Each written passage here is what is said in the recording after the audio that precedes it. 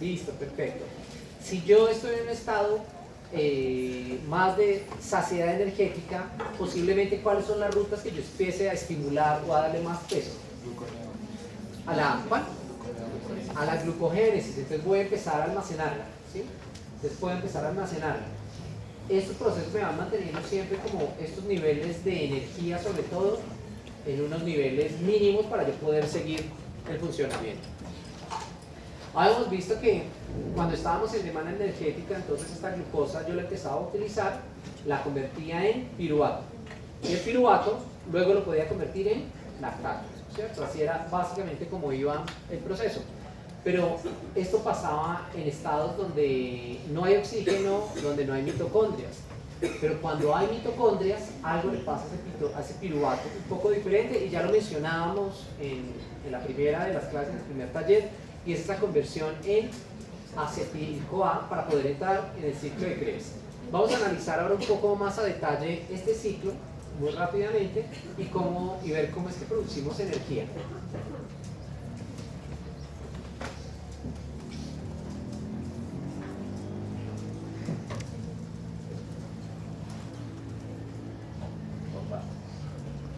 Entonces ahora vamos a mirar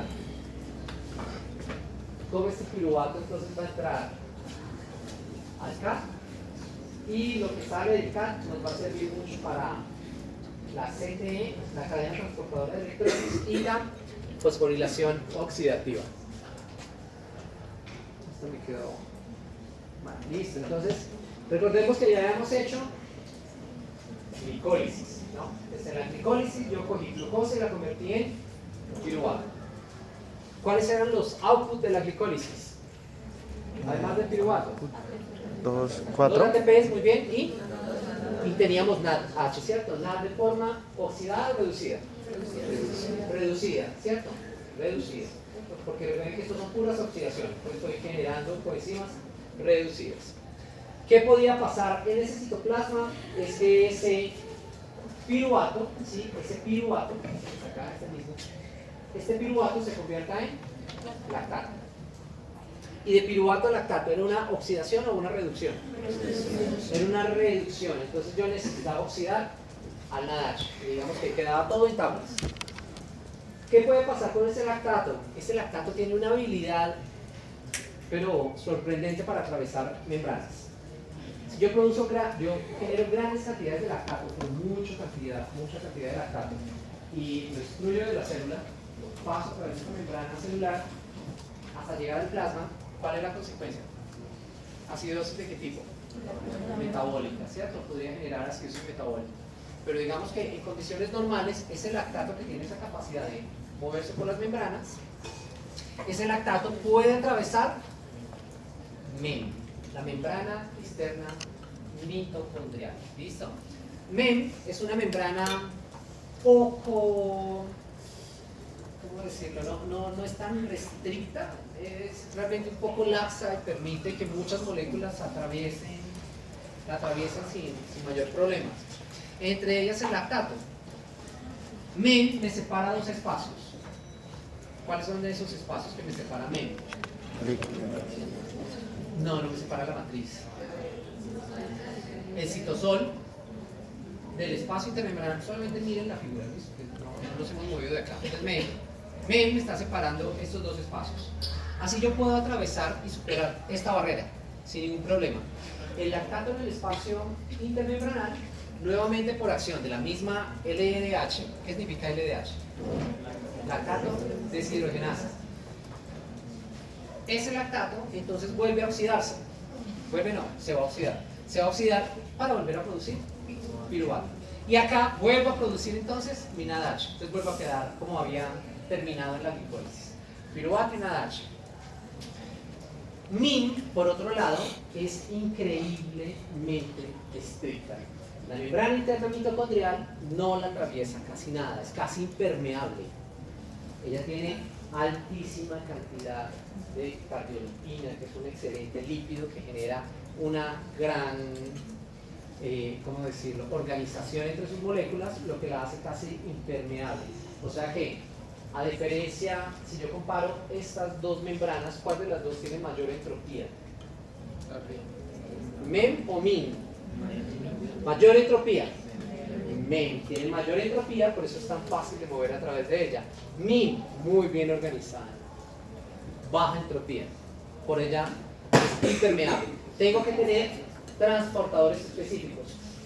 Y en ella hay un transportador específico que es el transportador de piruvato.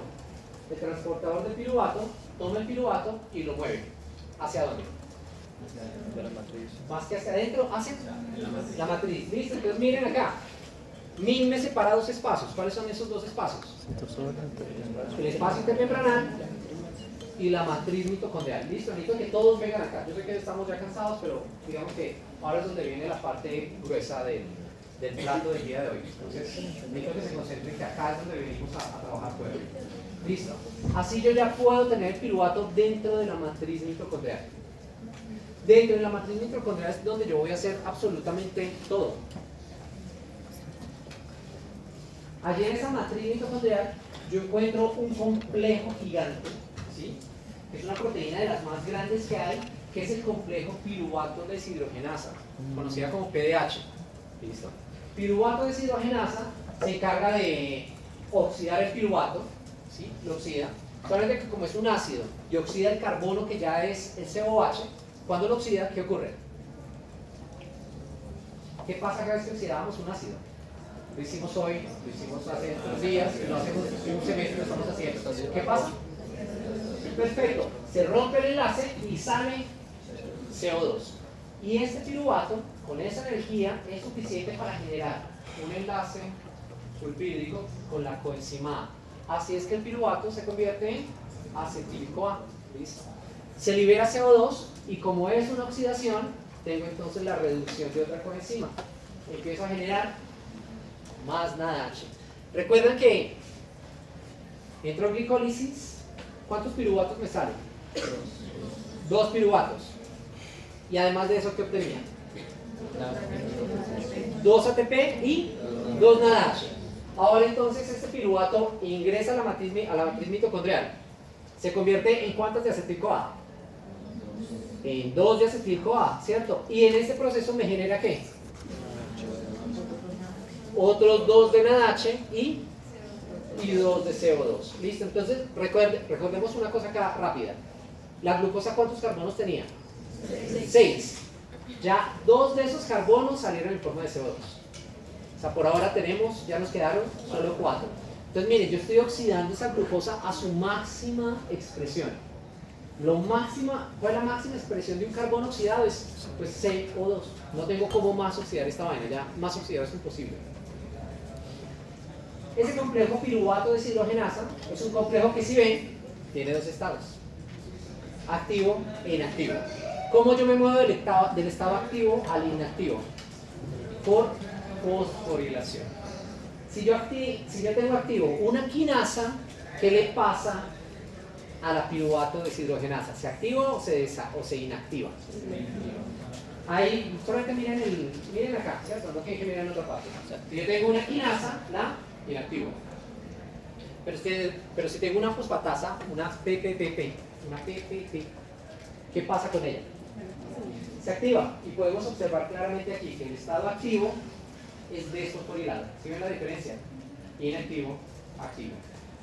Switch, prende, apaga, poniendo, quitando fosfato, poniendo, quitando fosfato. Eso es todo lo que hago. Este complejo piruvato deshidrogenasa es bastante sensible a la acción de diferentes moléculas. Sufre también alosterismo homotrópico, principalmente. Entonces, cuando yo tengo mucha acetil-CoA, ¿qué hace la acetil-CoA? Me inhibe la PDH. Sí, con sentido, ¿no? O sea, si yo ya estoy produciendo acetil-CoA, pues ¿para qué voy a hacer más? Si yo ya tengo mucha acetil-CoA y ese acetil-CoA no disminuye dentro de la mitocondria, pues la tengo que inhibir. Eso es todo. Asimismo el NADH, pero miren, el NADH, no el NAD, sino el NADH. O sea, esa coenzima reducida también me inhibe la PDH. Me inhibe la PDH. Por otro lado, si yo tengo piruvato, el piruvato me bloquea la inactivación, o sea, me estimula PDH. ¿Listo? Piruvato me estimula PDH. Si yo estoy haciendo esto es porque quiero energía. Pero si yo ya tengo energía, como es lo que me muestra el ATP, yo lo que hago es estimular la inactivación, o sea, estimular la fosforilación. En pocas palabras, el ATP también me bloquea como tal la PDH. ¿Listo? Bueno, un estimulador además del piruvato puede ser el calcio citoplasmático. El calcio citoplasmático puede en algunos casos estar asociado con demandas energéticas. ¿Listo? Entonces, allí en la matriz mitocondrial, además de PDH, pues yo tengo 3 procesos acoplados perfectos que se encargan de básicamente generar energía en una célula, que son el CAP, el CTE y la FO. El ciclo de los ácidos tricarboxílicos, CAP, la cadena transportadora de electrones, CTE, y la fosforilación oxidativa, FO. Estos 3 están uno concatenado con el otro. O sea, yo no hago uno sin el otro. ¿Listo? La glicólisis está desconectada. Yo puedo o no puedo hacer glicólisis para hacer esto. No es importante. Pero cuando hago el CAP, hago CTE y hago FO. Si yo no hago esto, yo tengo un cortocircuito metabólico. Y esto es terrible para las células. ¿Listo? Entonces, estas cosas siempre están concatenadas, una tras la otra. ¿Cuál es básicamente la idea de que estas 3 cosas se den? Es producir ATP. Por eso decimos que la mitocondria es la central energética de la célula. Se encarga de producir energía. Y esto se va a dar principalmente en esas crestas mitocondriales en la cara interna. O sea, todo esto se va a dar principalmente en este espacio que es la matriz mitocondrial. ¿Listo? ¿Quién es esta?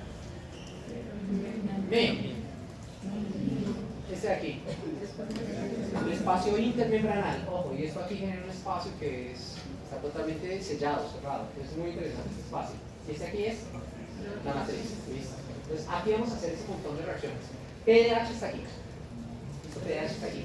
Por eso es que el piruvato no se convierte en acetil-CoA afuera. Solo se convierte cuando llega aquí. Entonces, si yo tengo piruvato acá afuera y no entra, ¿qué le pasa a ese piruvato? ¿En qué termina convirtiéndose? En lactato. Pero si yo lo puedo llevar a la matriz mitocondrial, va para acetil-CoA. ¿Listo? Por ahí sí lo puedo meter más fácilmente. El CAR. El CAR pues, es un ciclo de 10 reacciones, ¿sí? Que yo ya les decía a ustedes. Estas reacciones se dan ¿para qué? Básicamente. ¿O qué tipo de reacciones se dan aquí? Casi todas ellas son ¿qué tipo de reacciones? Son oxidaciones, ¿cierto? Son óxido-reducciones. Entonces, yo tengo una molécula de acetil-CoA que debe condensarse con el oxaloacetato para poder formar citrato.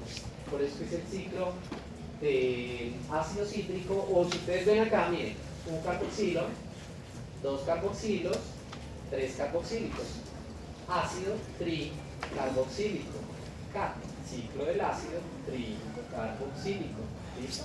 Por eso se llama así. Voy a oxidarlo. ¿Cuántos átomos de carbono hay en el acetil-CoA?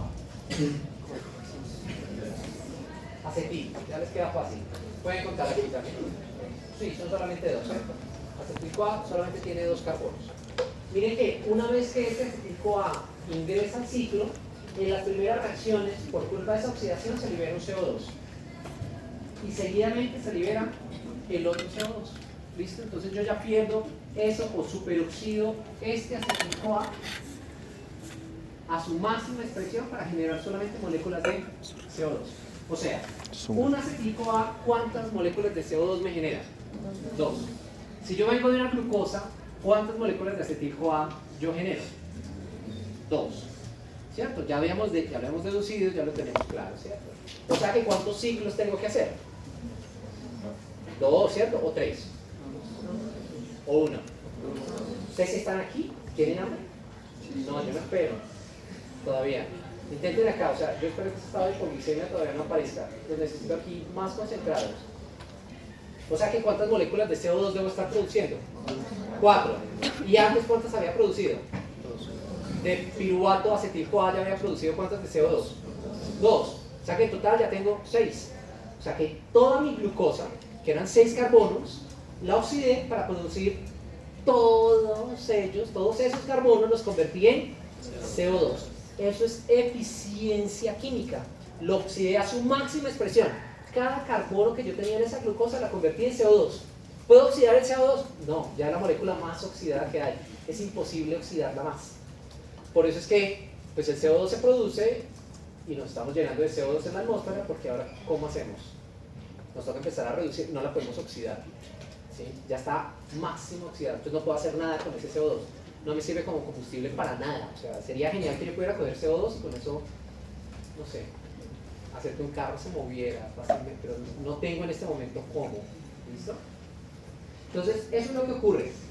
Estas oxidaciones, ya sabemos que además de generar CO2, pues terminan generando coenzimas reducidas. ¿Cuáles son ellas?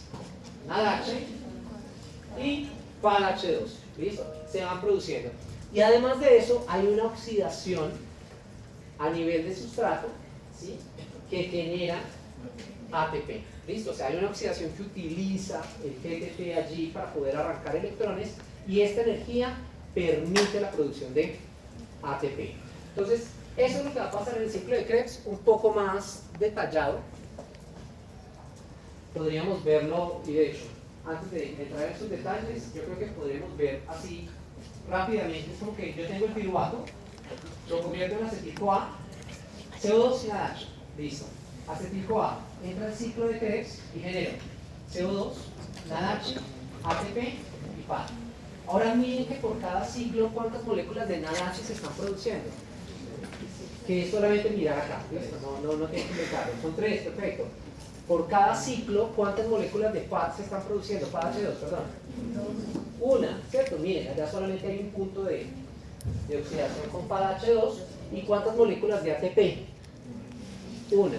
Eso se hace por ciclo. Entonces, por ciclo yo voy produciendo estos contenidos.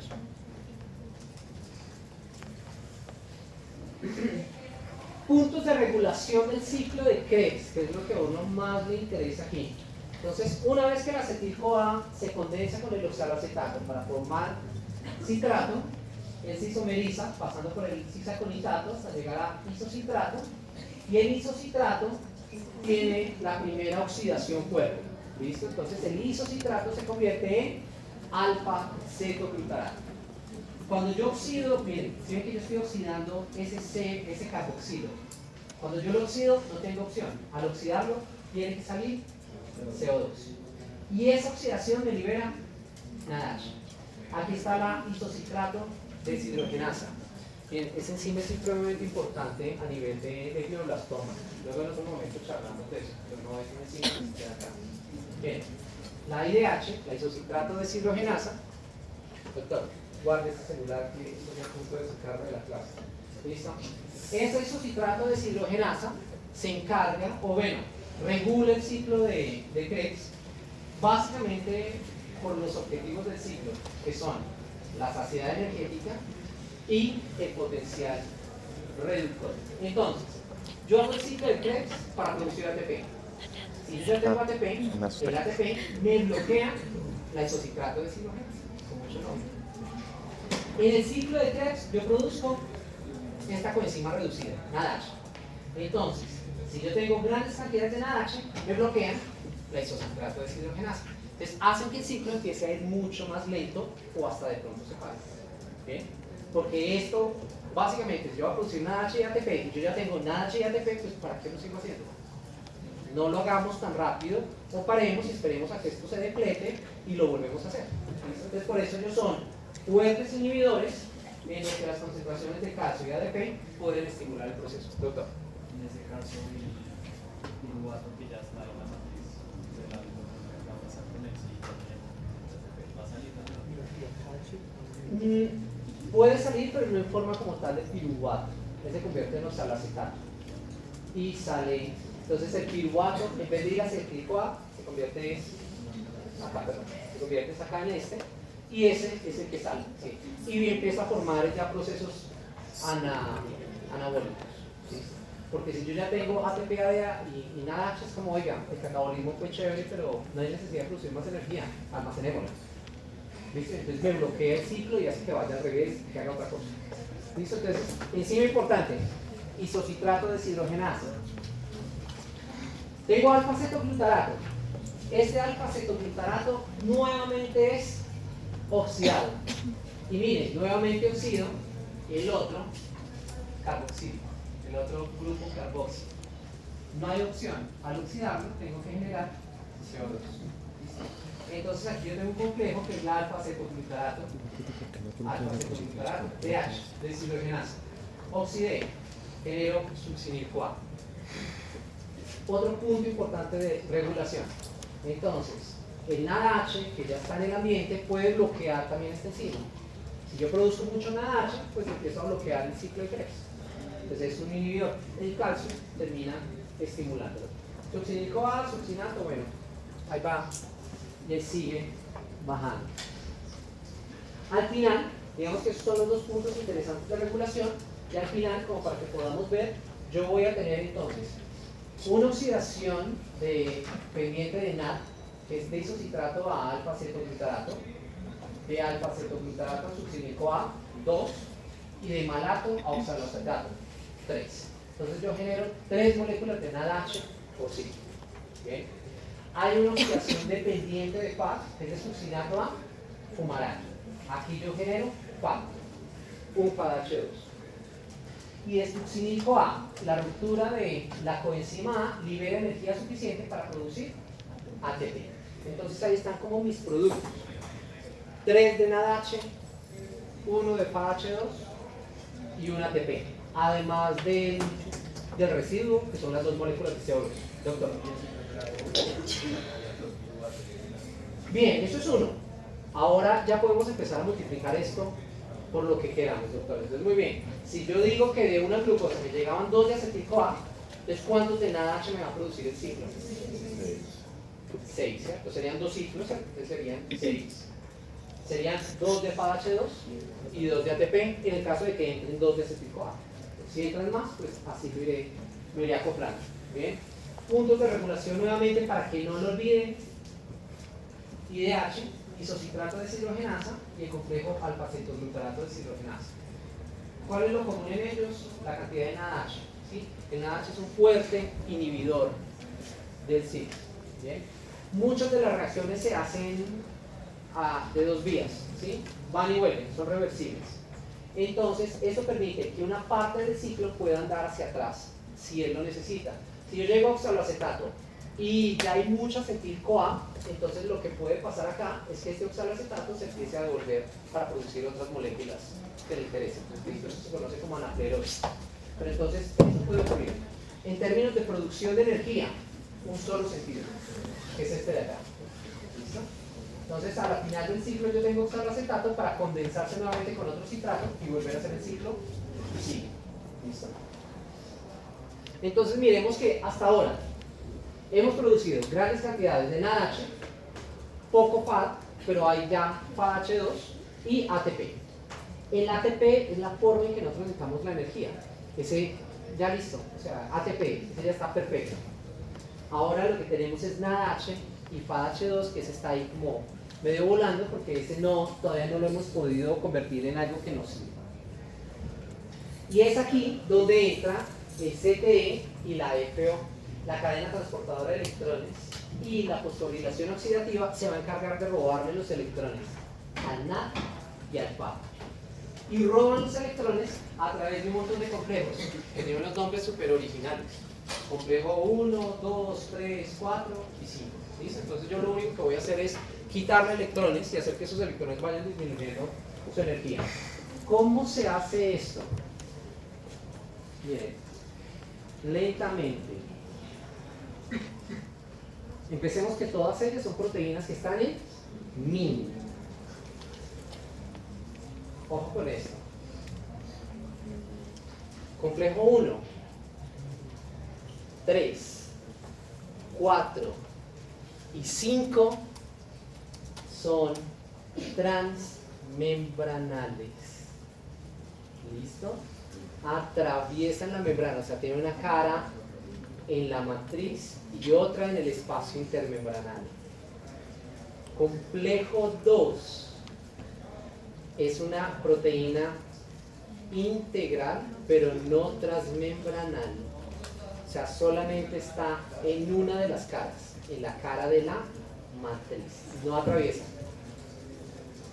Eso es crucial para lo que viene. Por favor. Todas ellas están en mí. ¿Listo? Todas están en mí. Unas atraviesan la membrana, otra no. Segundo que tenemos que tener en cuenta. Vamos a transportar electrones.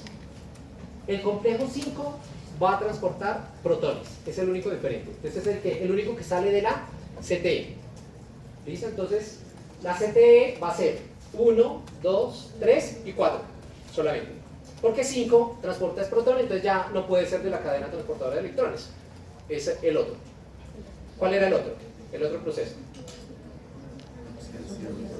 La fosforilación oxidativa. O sea, 5 es exclusivo de allá. El CTE llega hasta 4 solamente, no 5. ¿Listo? Porque 5 ya va a ser solo protones. Ojo, sigamos ahí. Vamos construyendo. Recuerden que tenemos un montón de coenzimas reducidas o oxidadas. Reducidas. ¿Cuáles coenzimas reducidas tenemos? NADH y FADH2, ¿cierto? Todas ellas están reducidas. Tenemos que quitarle esos electrones. ¿Cierto? Vamos a quitarle esos electrones y al final, o el producto de la energía de quitar esos electrones es generar una bomba de protones. ¿Listo? Vamos a bombear protones y por eso es que vamos a necesitar A5 para acoplar esto, para poder acoplarnos a ese gradiente electroquímico. Bien, comencemos. ¿Qué hemos producido más? ¿NAD o FAD? NAD, ¿cierto? Ahorita hacemos las cuentas. Por ahora digamos que hemos producido mucho más NAD, que eso sí claramente ya se produjo arriba en la glicólisis, luego en la conversión a acetil-CoA y dentro del ciclo de Krebs hubo más NAD. Bien, entonces tengo NAD. ¿Qué quiero hacerle al NAD? ¿Oxidarlo o reducirlo?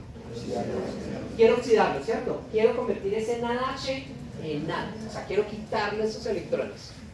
Estos electrones, y para hacerlo así muy plastilinudo y muy tranquilo, para que no nos miremos como las configuraciones electrónicas, básicamente vamos a ver saltos de electrones. Y esos saltos de electrones implican pérdida de energía. ¿Listo?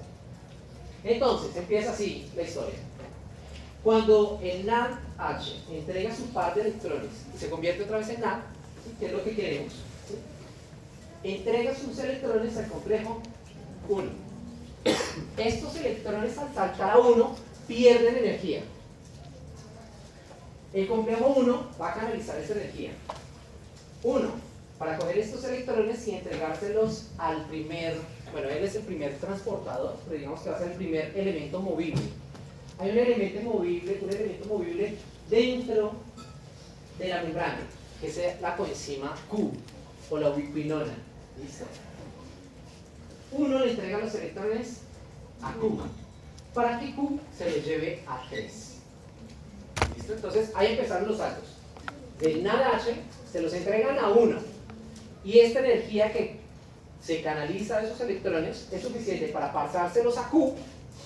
Y en el proceso, cuando le entregan los electrones a Q, ahora los electrones están aquí en Q, permite que 1 tome protones de la matriz y los bombee al espacio intermembranal.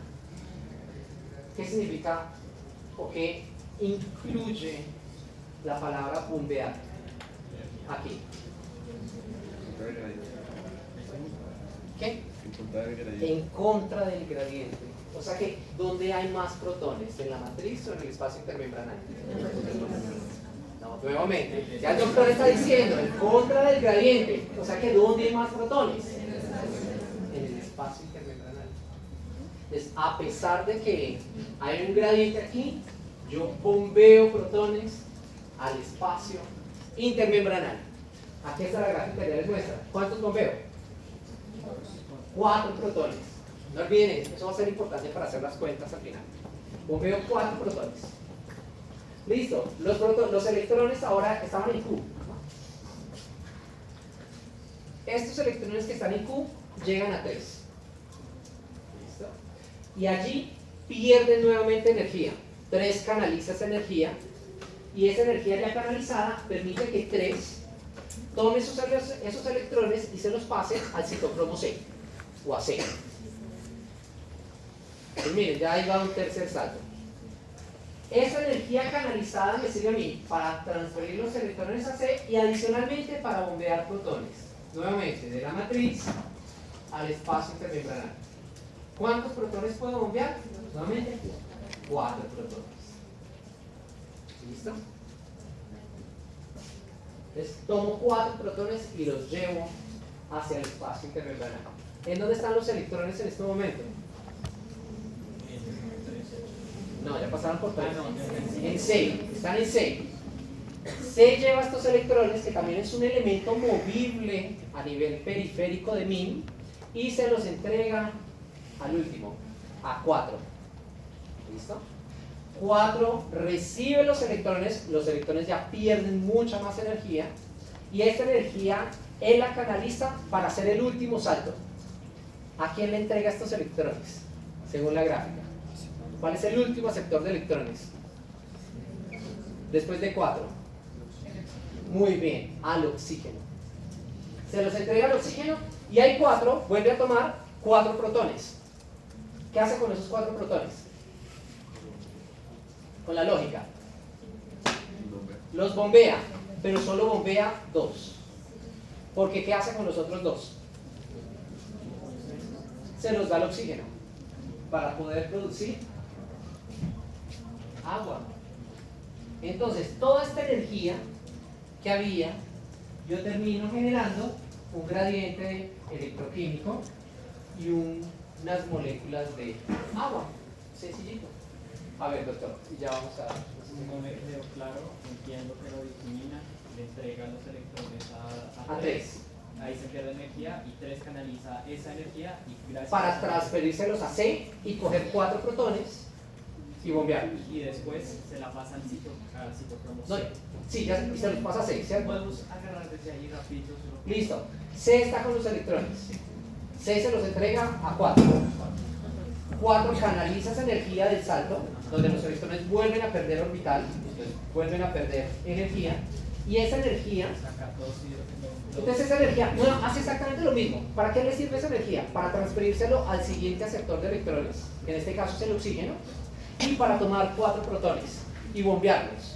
Solamente que esos 4 protones, 2 se los entrega al oxígeno para poder estabilizarlo eléctricamente, generar agua, y puede bombear solo 2. De allí entonces, la cantidad de protones bombeados es en un proceso de estos. Entonces, ojo, nuevamente, los electrones ¿en dónde estaban? Inicialmente, ¿en dónde? Nada H. ¿Pasaron a dónde? A 1. Ahora, a Q, muy bien, luego a 3, luego a C, luego a 4 y luego al oxígeno. El último aceptor de electrones es el... ¿Para qué nosotros respiramos oxígeno? Solo para eso. Para eso sirve el oxígeno, no sirve para nada más. Es para eso. Ya. ¿Cómo viene este oxígeno aquí? Ustedes ya lo saben, ya, esto lo hemos discutido ya varias veces. Desde hace casi un año. Sí, ¿desde dónde viene ese oxígeno? ¿Cómo llega ese oxígeno ahí? Digan cualquier cosa. ¿Cómo? Por la sangre. A través de la sangre, más específicos como niños de medicina. Bien, yo tengo transportadores como la hemoglobina. ¿Cómo ese oxígeno atraviesa? Recuerden que nosotros, yo les hacía el paso a paso de todas las barreras fisiológicas que yo tengo que atravesar. ¿Cierto? Yo tengo que atravesar un montón de barreras fisiológicas. Todas esas barreras, ¿cómo las atraviesa el oxígeno? Por difusión simple. ¿Por qué las atraviesa por difusión simple? Por dos cosas. Primero, ¿cómo? Muy pequeño. Entonces eso ya es una ventaja, son solamente 2 átomos, o 2, ¿cierto? Es muy pequeño. Y segundo, no tanto es gradiente. Si es O2, ¿qué característica química tiene? Bueno, físicamente es un gas. Entonces, pues por lo pequeño es fácil, pero además de ese, oxígeno y oxígeno, los dos están allí. ¿Qué tipo de enlace es ese? Oxígeno y oxígeno. Usen un enlace covalente, ese es el nombre, el apellido. ¿Será polar? A ver, un oxígeno y un oxígeno. ¿Cuál de los dos tiene más fuerza? No, ninguno de los dos tienen la misma fuerza. ¿Hacia dónde se va esa nube electrónica? Hacia ninguna parte, se queda en la mitad. Entonces, si se queda en la mitad, ¿qué tipo de enlace es? Apolar, ¿cierto? No se generan polos. Si es apolar, recuerden, atraviesa fácilmente las membranas, porque esta membrana, ¿cómo es esto? ¿Qué es esto? Sí, pero ¿qué es esto químicamente hablando? Fosfolípidos, ¿se acuerdan? Esta parte es totalmente lipídica, esto es hidrofóbico, esto es apolar. El oxígeno atraviesa por ahí, muerto de la risa, ¿no? Entonces miren, ese oxígeno que yo consumo, ¿cierto? Es para esto. ¿Qué pasa si nosotros dejamos de consumir oxígeno? Morimos. No, sí. Sí. No, sí, la pregunta fue mal hecha, no creo. Bien, entonces ahora vamos a ver. Pensando que ustedes están estudiando medicina, de que llevan ya 2 semestres, ¿qué pasa si ustedes dejan de consumir oxígeno? El oxígeno no ¿Qué llega, pasa? no llega, no puede recibir los electrones. No puede recibir los electrones. Si yo no puedo recibir, si el oxígeno ya no está aquí para recibir los electrones, ¿cómo quedan entonces 4? Cargado de electrones. Y entonces C debe quedar con electrones, 3 con electrones, Q con electrones, 1 con electrones, y si uno tiene electrones, ¿qué hago con el NADH? Se queda en forma de NADH. Y entonces el NADH, ¿qué efecto tiene el aumento de NADH a nivel de matriz mitocondrial? 2 diapositivas atrás. Bloquea totalmente el ciclo de Krebs. Y entonces yo dejo de producir energía. ¿Y qué pasa si ustedes le quitan la gasolina al carro? Pues simplemente él empieza a pararse hasta que se para. ¿Qué pasa si ustedes están en una casa y empiezan a quemar algún tipo de gas, el que sea, donde yo empiece a disminuir el ingreso de oxígeno y empiece a aumentar el ingreso de CO2 o de CO, y yo baje la cantidad de oxígeno, las presiones parciales de oxígeno a nivel corporal? Pues básicamente las personas se duermen y luego se mueren. Eso es la muerte dulce. Es así, y esto es supremamente triste, pero en muchos lugares, sobre todo así en favelas, las mamás se matan y matan a sus hijos con la muerte dulce cuando no hay para comer. Es muy común ese tipo de casos de suicidio, porque no duele, se duermen y nunca más despiertan. Pero es por eso, ¿listo? Es por eso. El ahogamiento es Gracias eso. por el consejazo. Mil gracias. Para Vamos ahora con el otro. Sí. ¿Quién? Doctor, dígame. Porque, Hagan silencio, hagan silencio. porque el Sueño. cianuro, o sea, cianuro que inhibe el citocromo. ¿Nos dio un consejo? O sea, ¿cómo puede? ¿Nos colabora? ¿Cómo es funcionando? Quien consume cianuro se muere por ahogamiento. Porque el cianuro entra en 4 en vez del oxígeno. El problema es que el cianuro, miren, el oxígeno entra y sale en forma de agua. El cianuro entra y se une a él de forma irreversible y no permite que los electrones fluyan más. Entonces yo puedo tener oxígeno en el medio, pero el oxígeno ya no puede llegar a 4. Entonces me bloquea 3, 1 y me bloquea toda la cascada. Entonces una persona, alguien que por eso el cianuro es tan eficiente en términos de veneno, envenenamiento, la persona puede seguir respirando, pero el oxígeno ya no le sirve para nada. Ah, ok. ¿Sí? Sí, porque ya no, el oxígeno, la única función que tiene el oxígeno es recibir electrones. Y el cianuro se pega allí y ya no deja que reciba electrones. ¿Sí? Entonces por eso es que es tan terrible, porque es inmediato. Entonces por eso es que él empieza en aquel estado de shock y desesperación de una persona que consume cianuro, porque empieza a sentir dolor y agujetas en todas partes del cuerpo, que es todo el cuerpo diciéndole como, oiga, no tengo energía, no tengo energía, no tengo energía, no tengo energía, y consciente de esto. Eso es terrible. Bien, ahora ¿qué pasa con el FAT? El FAT toma una vía diferente. ¿Listo? El FAT le entrega los electrones a 2. Y la energía que él toma de estos electrones del pad H2, cuando le quita los electrones, cuando mejor, pad H2 entrega sus electrones, dona sus electrones, la energía que toma 2 es suficiente para llevar estos electrones a Q. Y Q los lleva a 3. ¿Y qué hace 3? Utiliza la energía generada, ¿cierto?, para bombear y para llevar los electrones a ¿quién? A C. ¿Y C los lleva a dónde? A 4. Y 4 al oxígeno, y la energía es suficiente para bombear. ¿Cuántos protones bombea la oxidación de pad H2? Esa es matemáticas muy básicas. 6 protones, ¿cierto? 6 protones. Sí, muy diferente al otro. 6 protones. ¿Cómo dices? No, 3 necesita la energía de siempre. ¿Sí? Sí, no, acá con 3 no hay ningún inconveniente. O sea, mira que la diferencia es 1 y 2. ¿Quién le lleva los electrones a 3? Siempre. Q, no solo Q. Q le lleva los electrones a 2. Q le lleva los electrones a 2. ¿Sí? Es quien se los lleva. Ahora, ¿quién le entrega los electrones a Q? 1 o 2, ¿cierto? Dependiendo de dónde venga, dependiendo de la coenzima. Puede ser 1 o puede ser 2. Cualquiera de ellos.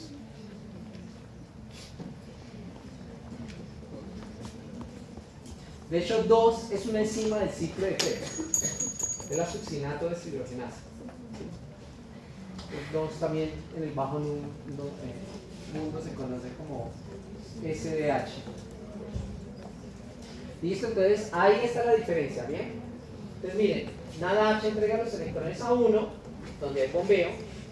Pad H2 le entrega los electrones es a 2, donde no hay bombeo. ¿Listo? En ambos casos los electrones van a Q. Sin importar el camino, ambos van a Q, y de ahí en adelante es igual. Q a 3, 3 a C y C a 4. Y 4 al oxígeno. Sigue igual. ¿Listo? Va cambiando ese bombeo. Pero entonces, miren que yo con esto lo que estoy haciendo es bombear gran cantidad de protones. ¿Cuál de los dos ambientes que están aquí? Mil separados espacios. ¿Cuáles serán esos dos espacios que separan mí? Matriz y espacio intermembranal. ¿Cuál de los dos es más ácido? No. Muy bien. El espacio intermembranal es ácido y por mucho. La diferencia es de 3 unidades de pH. ¿Listo? Esa es la diferencia de pH entre la matriz y el espacio intermembranal. Ahora, otra pregunta de lógica matemática. Si la diferencia es de 3 de pH, esto quiere decir que en concentraciones de hidrógenos, ¿cuántas veces hay más hidrógenos en el espacio intermembranal versus la matriz? No vayan a responder 3 por el amor de Dios. Eso sería muy triste. No van a responder 3. Responda, a ver. 6. Estoy seguro que se 3,14, acuerdan de la 15. fórmula de pH. pH igual a qué? Al menos logaritmo de qué? Logaritmo de pi, ¿no era? No sé. Al menos logaritmo de la concentración de hidrógeno. Eso era pH. P es potencial, yo lo explicaba. Es P. Siempre ustedes vean una P, es menos logaritmo de alguien. pH, menos logaritmo de H. POH, PK, siempre es menos logaritmo de. Si la diferencia es de 3 unidades de pH, eso quiere decir que la diferencia de concentraciones es de demasiado alto. No estoy seguro que no. Ustedes creo que a ustedes se les olvida el potencial que tienen tan grande, seguro. Creo que si ustedes se dan cuenta lo buenos que son. No, doctor, 1 a la 3.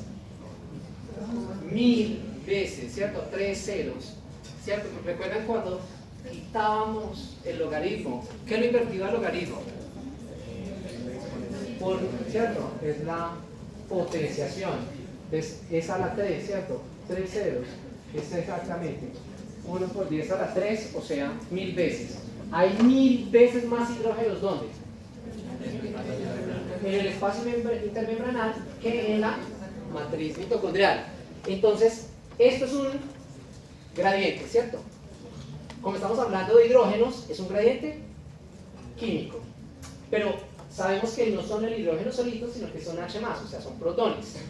Por eso es un gradiente electroquímico. Porque esta cara acá, ¿cómo se pone?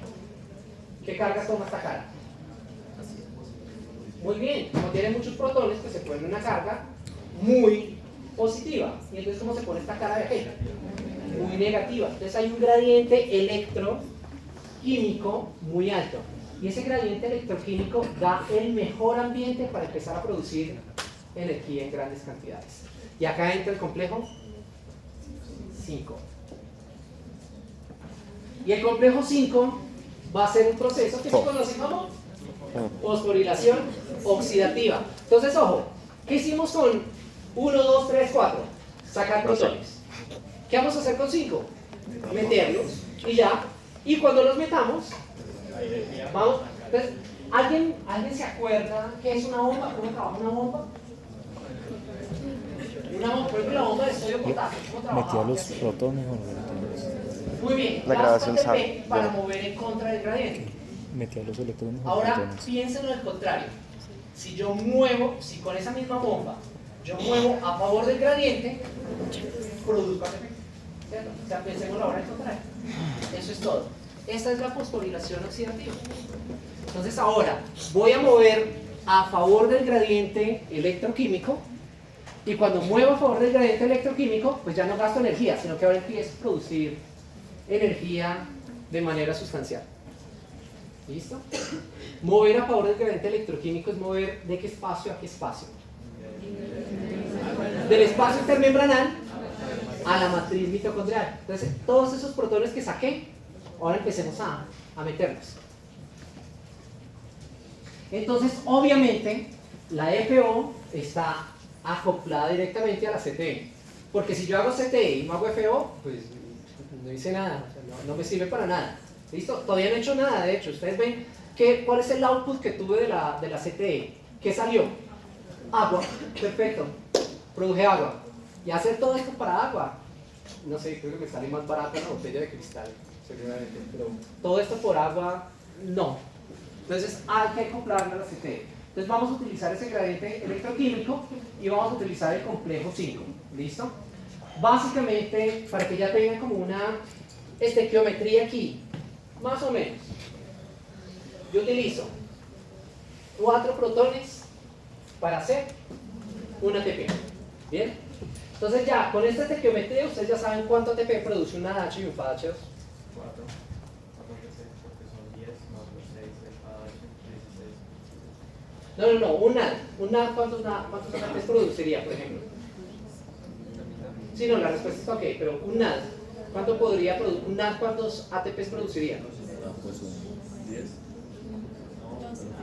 ¿Un NAD cuántos ATPs? 2,5, que no tiene mucho sentido, pero obviamente pues hay que ponerlo en escala grande, pero digamos que es 2,5 para poderlo ir a acoplar con los demás. Y un FADH2, ¿cuántos ATPs produciría? 1,5. Obviamente, pues uno nunca produce un bombeo de un solo pad, o sea, son miles de pads bombeando, entonces por eso es que la estequiometría toca hacerla con medios, a pesar de que uno nunca tiene medio ATP. Entonces, como les decía, no hay medio estudiante aquí, hay números completos. Bien, el complejo 5 está formado de estas dos partes, F0 y F1. ¿Listo? F0 es la parte intermembranal, está dentro de la membrana, y F1 está fuera de la membrana. ¿Vale?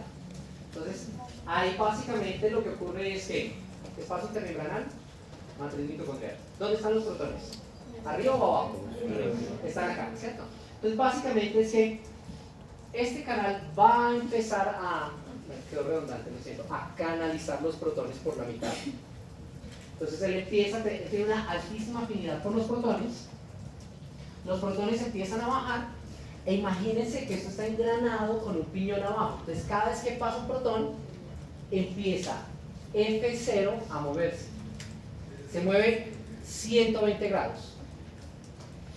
¿Cuántos protones yo necesitaría para dar una vuelta completa? Pónganle lógica. A menos de que una vuelta completa sean 480 grados, que yo espero que no. ¿Cuántos protones yo necesitaría? 3, ¿cierto? Yo empiezo. Entra un protón, 120 grados. Entra otro protón, 240. Y entra otro protón, 360. O sea, yo necesitaría, pero ya les dije que necesito 4 para hacer un ATP. Ya vamos a ver de dónde sale el 4. Por ahora necesito 3 para que dé una rotación. Cuando él rota completamente, permite que se una un ADP y un fósforo inorgánico.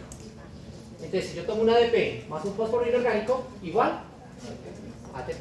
¿Listo? Entonces, estos 3 estados me permiten esa síntesis de ATP.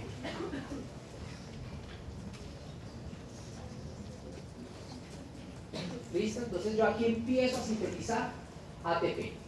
Tomo ese ADP más ese fósforo inorgánico y voy produciendo ATP.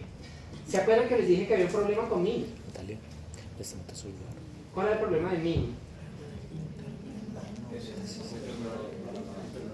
Sí, que, ¿se acuerdan que les dije? Es demasiado exigente, es casi impermeable. Si ustedes van a hacer ATP, ¿qué necesitan para hacer ATP? ADP y un fósforo inorgánico. Y esta vaina está en el citoplasma. Hay que traerla. ¿Listo? Pueden atravesar MEM. ¿Qué características tenía el MEM? Perfecto, entonces como tenía, o sea, estaba muy desordenada, a través de ella puede fácilmente atravesar las moléculas, no, como tal, no termina siendo un desafío, no es un obstáculo. El problema es mío. Yo tengo en mí un antiporter, ya saben que es antiporter ADP-ATP. ¿Dónde necesito el ATP? Afuera. Entonces, ¿qué hace este antiporter? Saco ATP y ¿qué coloco en el interior de la matriz?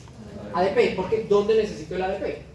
¿Cierto? En la matriz para poder ir haciendo ATP. Entonces, listo. Son 2 sustratos. Aquí ya está el primero. ¿Listo? Ya, el primero. El segundo sustrato, ¿cuál es? El fósforo inorgánico. Y el fósforo inorgánico entra a través de un syn-porter con hidrógeno. Entonces, como el fósforo inorgánico no puede entrar libremente a la matriz, utiliza la energía del syn-porter cuando entra el hidrógeno. Entonces, el hidrógeno entra, o sea, se mueve de dónde a dónde. Del espacio intermembranal a la matriz. ¿Y se mueve fácilmente o difícilmente? Muy fácil porque voy a favor del gradiente electroquímico. Y esa energía me sirve para arrastrar un fósforo inorgánico. Ahora pueden entender por qué me gasto 4 hidrógenos a la hora de hacer una molécula de ATP. Un hidrógeno para entrar el fósforo inorgánico y 3 para hacer el giro completo. ¿Listo? Así es como yo hago. Entonces, ambos sistemas están totalmente acoplados. Bombeo, bombeo, bombeo. Ingreso los protones. Ingreso los protones, genero ATP. Y sigo produciendo NADH. Y el PADH se me fue.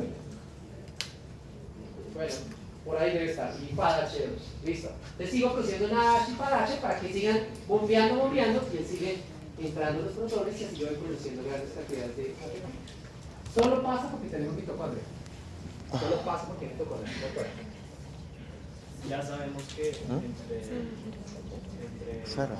el espacio de usar la lluvia súper grande. Sara, pregunta. Sí. Digamos, ya tengo ¿De acuerdo? el oxígeno, más o menos. Y no me las quiero tirar, porque sí, voy a meter como dos. Ingrese el fósforo, se necesita. Este tema está muy denso. Gracias a Dios, está en espacio intermediario. Y pues la bomba de ATP, pues. Mándamelo, da por favor. hidrogeniones, Y ahí está. Bien. ¿Cuánto tiempo puede funcionar? No es que va a quemar por dentro la A mí también, por favor. Mira, esto está a velocidades absurdas, o sea, estos son movimientos Por aire. electrónicos y estos movimientos estamos negando. Un electrón se puede mover casi a la velocidad de la luz. O sea, el movimiento eléctrico es como el movimiento de la corriente a través de los cables de telefonía antiguos. Eso ya no existe más. ¿Listo? Ahora ya son los celulares. O sea, la velocidad de esto es absurda. El consumo de oxígeno es elevado, es muy elevado. Por eso tenemos que estar constantemente respirando. ¿Sí? O sea, hablamos que si yo tengo 5 minutos sin oxígeno, seguramente la mitad del sistema se empieza a apagar. Acá hay una adaptación fuerte. Y es que mis mioglobinas, ¿se acuerdan para qué servía la mioglobina? Guardar oxígeno. La mioglobina estaba en el músculo. ¿Y qué hacían en el músculo? Guardar oxígeno. Almacenaban oxígeno. La cosa es que yo puedo adaptativamente hacer que mi mioglobina sea más eficiente, que son los que hacen los que practican apnea. Esa gente tiene ya esa adaptación, pero quienes, no sé si alguno de ustedes practique. De resto, entonces todos nosotros seguramente con un par de minutos se apaga el sistema. Y se apaga de tal forma que no prende nuevamente. O si prende, yo ya puedo tener daño cerebral. O sea que realmente estamos hablando de que es una cosa inmediata, es agudo esto. Es necesario cada momento. ¿Listo? O sea, esa experiencia de 1000 veces, sí, ya no existe. Exactamente. Sí, porque esto está funcionando a tope. Entonces yo puedo acabar con ese gradiente en segundos. Yo acabo con ese gradiente en segundos. Miren, el gradiente es altísimo. Entonces, el gradiente en algunos casos puede llegar desde menos 0,32 en un lado hasta más 82 voltios en otro, en un estado. Entonces realmente, pues eso en términos de membrana, eso es bastante alto, ¿listo? Porque estamos hablando de voltios, o sea, sería 320 milivoltios, ¿sí? 820 milivoltios, o sea, es muy alto. Cuando estamos hablando, bueno, no sé si ustedes ya empezaron a ver ciclo cardíaco, pero cuando uno empieza a jugar para poder entender las ondas del músculo cardíaco, uno está hablando más o menos de que se mueven entre 80 o 70 milivoltios hasta más 10. Ya que estamos hablando es de voltios, o sea, 820. Eso habla de la polarización tan absurda que hay dentro de esa mitocondria.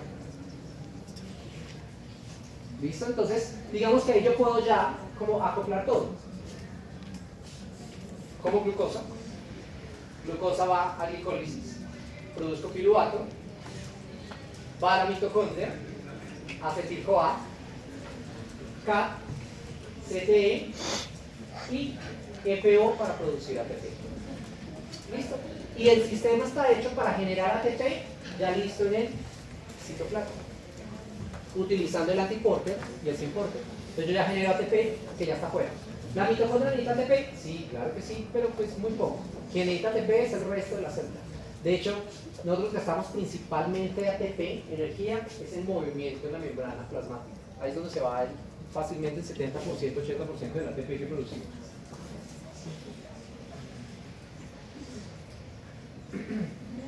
Vamos a acabar con una parte aquí, que es como el único cabo suelto que yo veo que hasta ahora nadie lo había preguntado.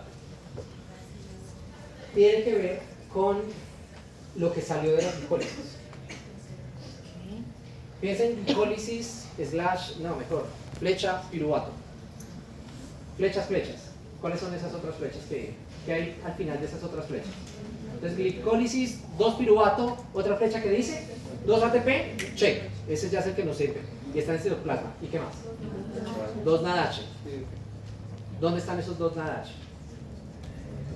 Están en el citoplasma. Recuerden que la glicólisis es un proceso citoplasmático. Entonces yo tengo NADH en el citoplasma. ¿Dónde estoy robando electrones del NADH?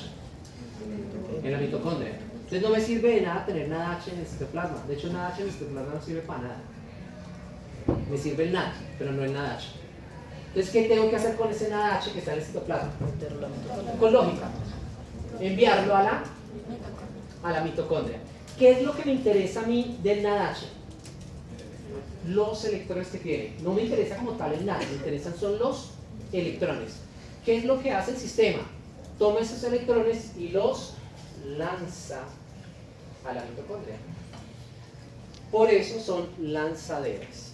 Bien, son lanzaderas. Vamos a lanzar esos electrones al interior de la mitocondria. Antes de llegar allá, yo quiero que me hagan rápidamente como un estado de cuenta de energía de la glucosa. ¿Cuánta energía produció la glucosa hasta ahora?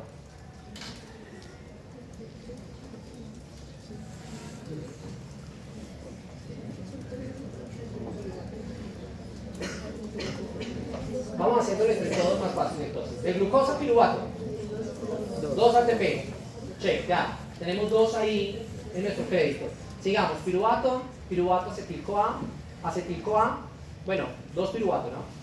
2 piruvato en 2 acetil-CoA. ¿Qué pasa con estos 2 acetil-CoA? 2 ciclos de Krebs. ¿Cuánto ATP produjo? 2. Entonces ya sumamos 4. Listo.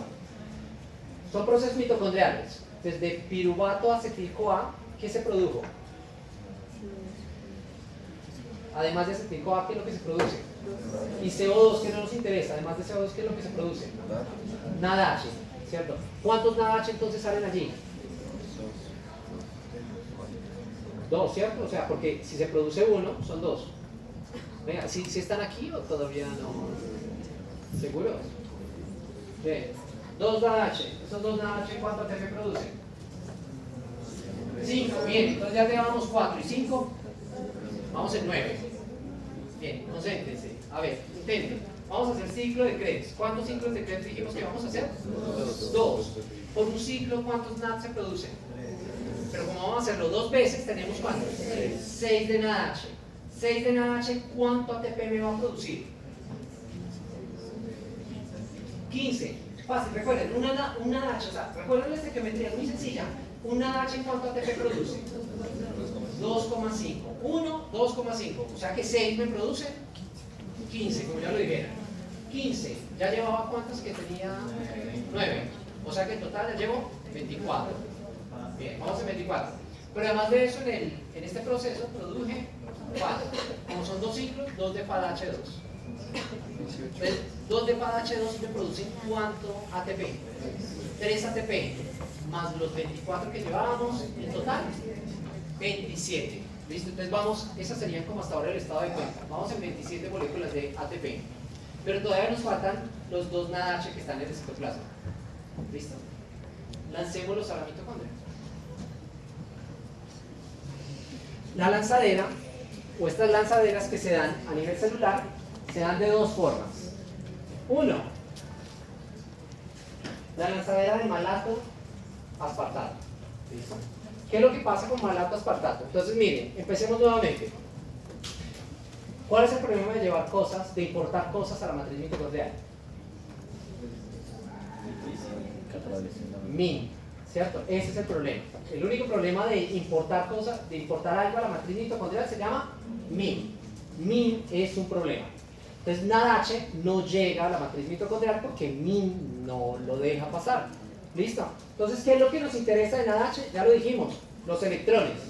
Quitémosle los electrones a NADH. ¿Cómo puedo yo hacer eso? Fácil.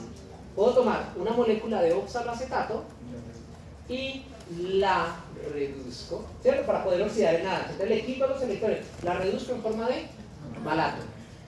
Ya sabemos que el malato tiene los electrones. Bien. Hay ahora entonces un transportador para malato.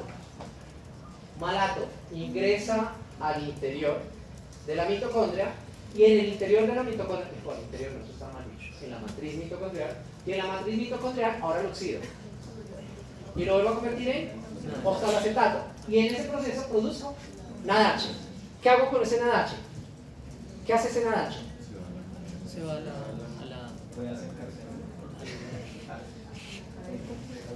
Eso, recuerden, entrega los electrones a quién? A 1 y hace todo el proceso. O sea, esos NADH me producen ¿cuánta energía? 5. Más o menos. 6. 8. Más 5. ¿Listo? Entonces tenemos que sumar 5 más. ¿Listo? Porque esos NADH entran y suman 5 más que teníamos ahí. Sin ningún inconveniente. Puedo sumar otros 5 y no pasa nada. Ahora, para terminar aquí, oxaloacetato, el oxaloacetato si yo lo transamino, se convierte en aspartato y yo tengo una salida para el aspartato. El aspartato en el citoplasma se convierte nuevamente en oxaloacetato, el cual puede seguir aceptando electrones para seguir haciendo la cadena, ¿sí? la lanzadera. ¿Listo? Así yo puedo ir lanzando electrones al interior. Entonces la lanzadera de malato aspartato, esto está acoplado, siempre está acoplado con el glutamato y alfa-acetobutarato, que son los que entregan los nitrógenos. ¿Listo? Entonces así es como yo voy lanzando electrones. Esta es la primera. Infelizmente, esta lanzadera es muy exclusiva de algunas células cerebrales del sistema nervioso central, de algunas, y del músculo cardíaco. El resto del cuerpo casi no hace esta lanzadera. ¿Listo? Hace la lanzadera del glicerol 3-fosfato. Esta lanzadera es un poco distinta. Acá recordemos, nuevamente, tenemos NADH. En NADH vamos a quitarle los electrones, o sea, vamos a oxidarlo.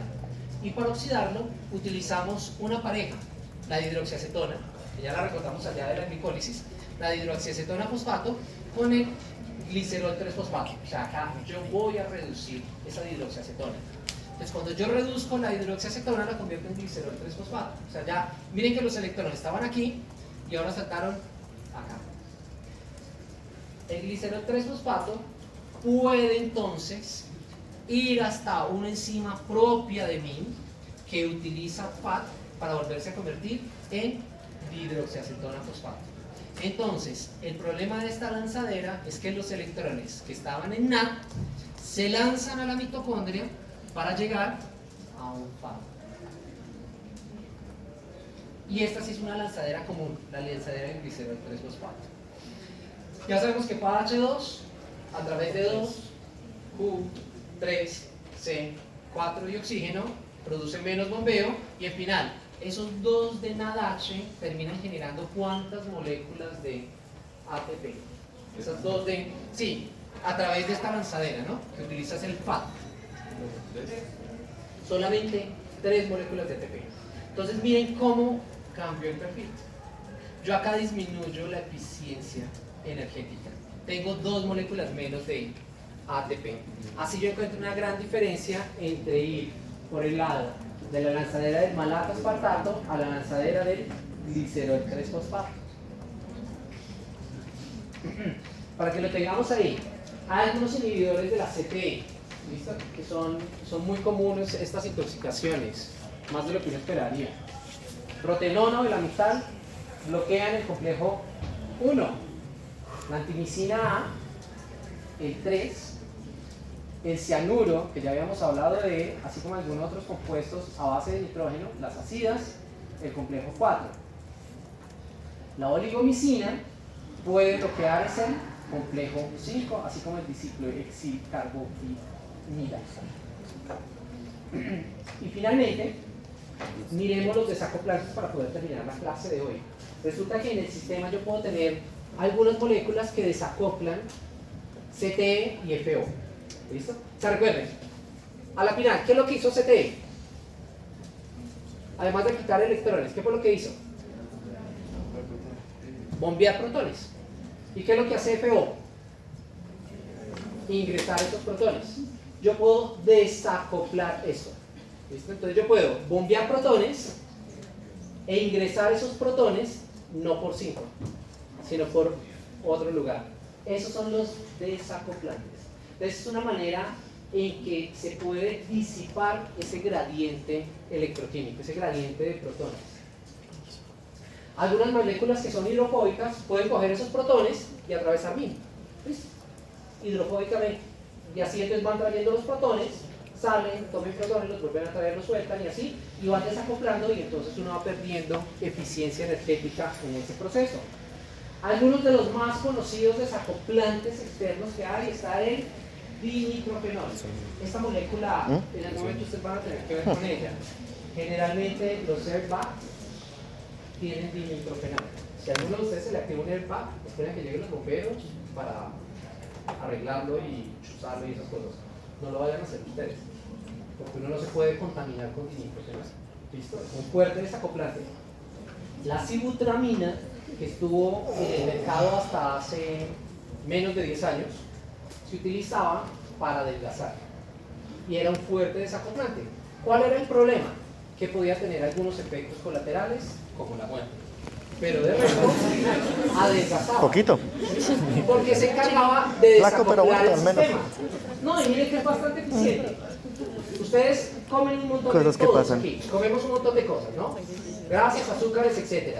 Genera todo Todo este sea por la NADH que me delgadez. genera un potencial electroquímico. Y si yo tengo sibutramina que se encarga de disiparme este potencial, pues no genero energía. Entonces, ¿qué es lo que va a ocurrir? Es que el sistema siempre está en demanda energética. Entonces tengo que estar comiéndome y voy acabando con todas las reservas del cuerpo.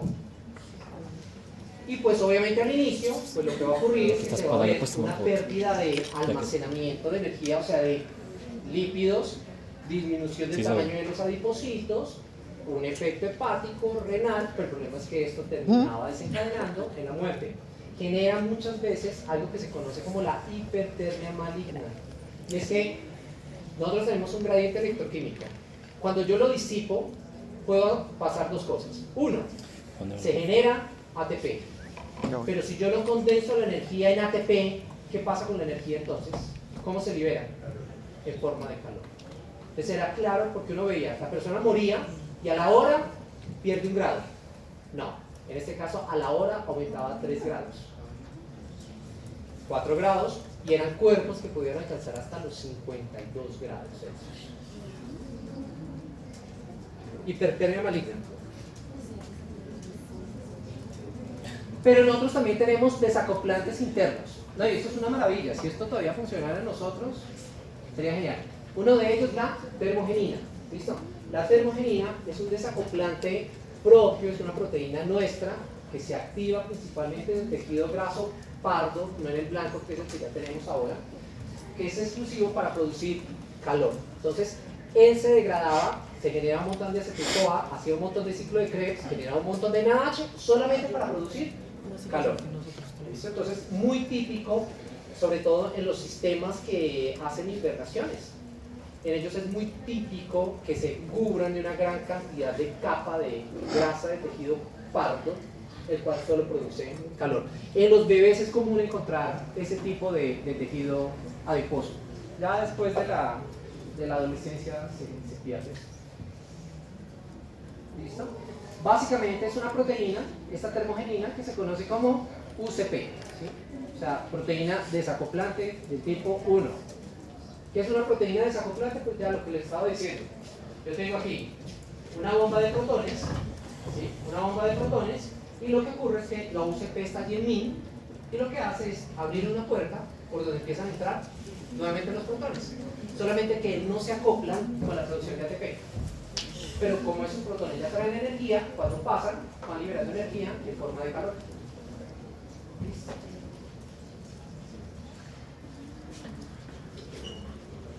¿Listo? Ahí están las UCPs entonces, solamente. Yo hago todo este proceso para que al final la UCP ingrese los protones y todo lo que yo hice lo pierda en forma de calor. ¿No, sí, Paco? Doctor. No entendí cómo funcionaba ese cuerpo de la persona que tomaba el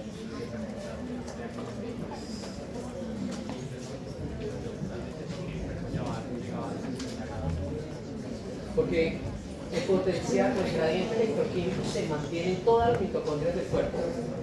Una vez de fallecido, se mantiene el gradiente y como yo he bloqueado a 5, la sibutramina empezaba a quitar esos protones.